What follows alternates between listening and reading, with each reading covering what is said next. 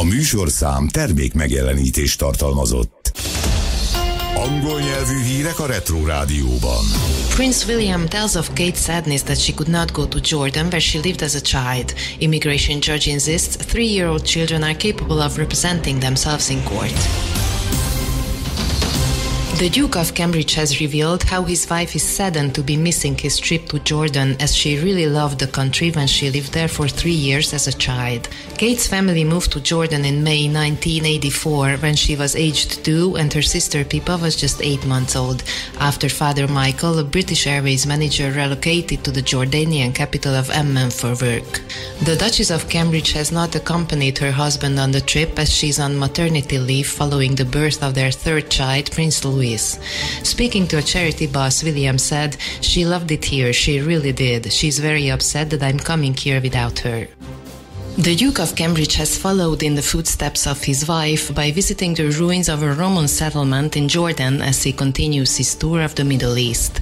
The prince visited the Jerash archaeological site and was photographed visiting the same spot his wife is pictured playing in as a 4-year-old child.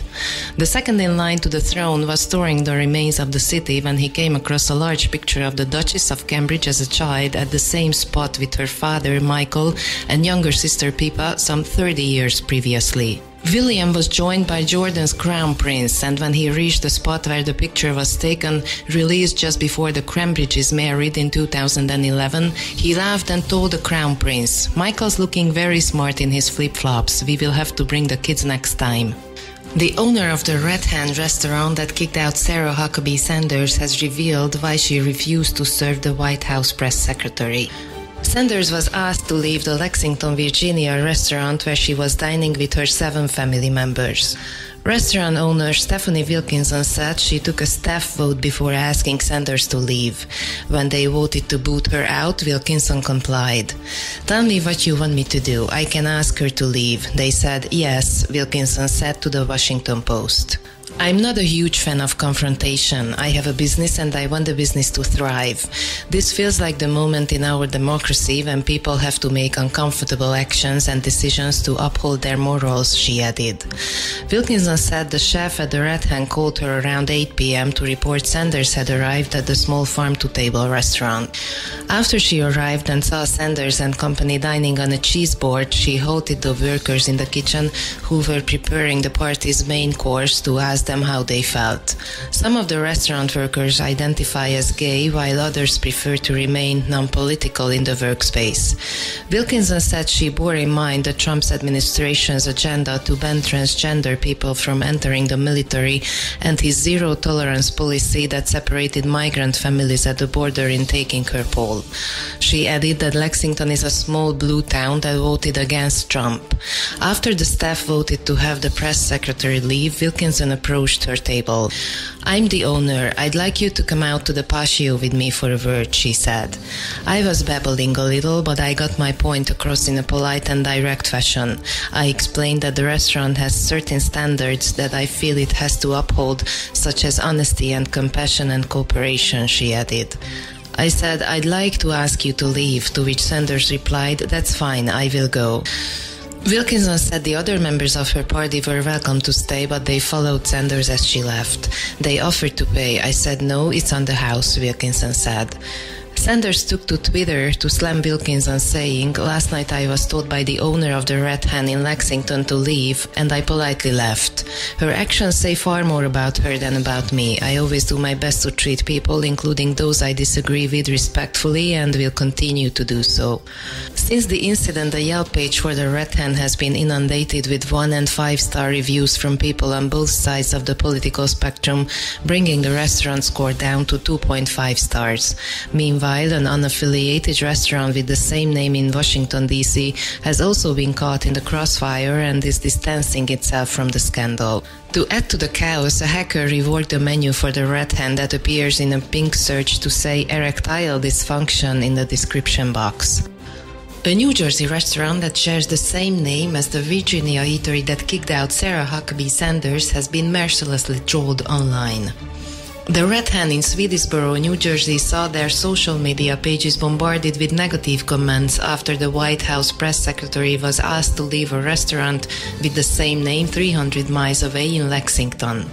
The New Jersey restaurant staff were preparing for a private event when the Red Hen's phone began to ring off the hook with angry messages, and its social media pages were inundated with scathing reviews. It was off the chart when the hostess comes to me and says, "People are calling and yelling and swearing," operating manager Elizabeth Pope said to NJ.com. The restaurant responded to more than 100 angry calls within 6 hours, causing them to post a clarifying statement on Facebook. The Red Hen in Swedesboro, New Jersey is in no way affiliated with the Red Hen in Virginia. "We are an independent, family-owned business who happens to share the same name," the restaurant posted on Facebook. Kindly check your facts before you defame an innocent business on Facebook in an attempt to destroy their business, where they welcome all, irrespective of their race, religion, views or opinions, the post added. Nonetheless, the post erupted into a political debate in the comments, garnering more than 1,800 reactions. People have no idea. They have dropped their rating from a 4.8 stars to 3 point something. "I'm concerned with what it can do in the long term," Pope said on the incident. Outraged users wrote biting reviews, vowing to never eat at the restaurant following the Sanders scandal. "I will not dine here after what went down with Sarah Sanders," one user wrote. "I will never come to this place. How dare you? Asking someone to leave because of who they work for? Is this Russia? Shame on you, and I can promise you this, everyone I know is blasting their Facebook page and Twitter with this disgusting display. Shame on you all. Teaching your children to hate," another blasted. On the other hand, some users applauded the restaurant even after the Red Hen clarified it was not the location that kicked out the press secretary. "So inspired by your courage to stand up for what's right. We'll definitely be enjoying your freedom food next time I pass Lexington," one user wrote. "What a great restaurant. I can't wait until I am in VA to experience the awesome you offer. I know your food will be as exquisite as your values," another added. Police have arrested a Brit and 2 Frenchmen after seizing over 4,000 pounds of cocaine on board a UK-flagged yacht of Gran Canaria. The impounded vessel reached the holiday island after being escorted back to a naval base in the capital Las Palmas by a Spanish customs boat. The cocaine, which police say had come from South America and was going to be smuggled into Spain, was hidden in 61 sacks.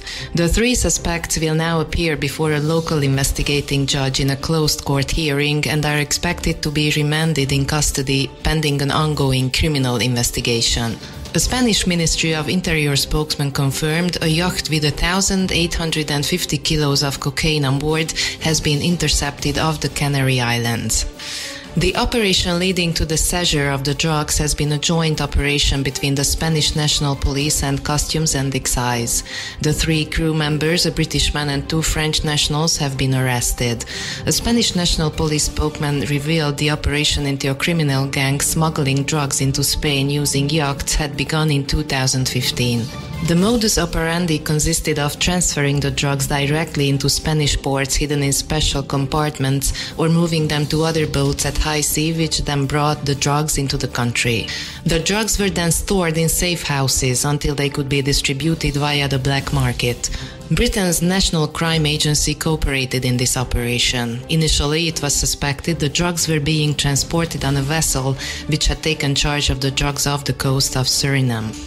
The investigation subsequently determined they had been transferred to a yacht whose name was not known, but was some 300 miles off the Canary Islands and was heading towards the Spanish mainland. The 40-foot yacht the drugs were found on was located with the help of the Spanish Air Force after Spanish Customs and Excise vessel Petrol 1 was relocated to the area.